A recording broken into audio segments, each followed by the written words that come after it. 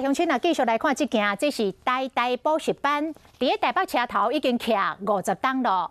但是台湾大学认为，这间补习班9年以来拢是拍台大的名来招生理，甚至拍出讲要就台湾大学都升入台大补习班这种的口号。这个台湾大学伫自年是告这个补习班侵权，最近法院是判台大赢了。除了要求补习班袂当过来使用台大这2字，而且还阁赔台大623万。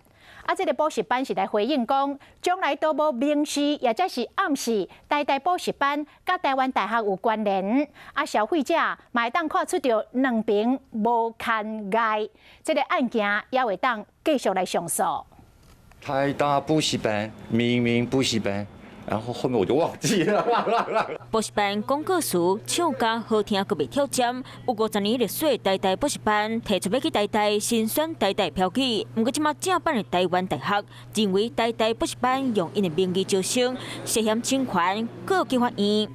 就只是一个名字的原因，其实解释清楚，我就是觉得就可以了。这台大感觉好像就是稳上这样。应该还是要智慧一下。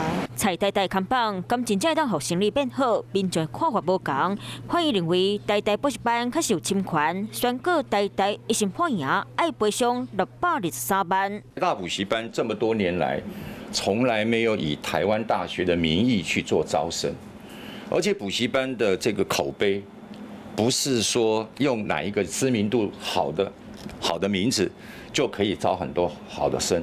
台湾大学是发出声明讲，台大品牌形象是大家做拍拼结果，别人袂当放弃用。即马台大已经针对全台湾几10间的公司行号，要求停止使用台大名。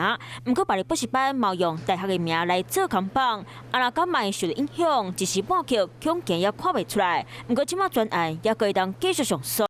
Hello， 大家好，我是乃瑜，要教给大家2个任务。第一个，华视新闻的脸书专页，你按赞了吗？还有华视新闻的 YouTube 频道，赶紧订阅起来，还要记得按赞，开启小铃铛哦。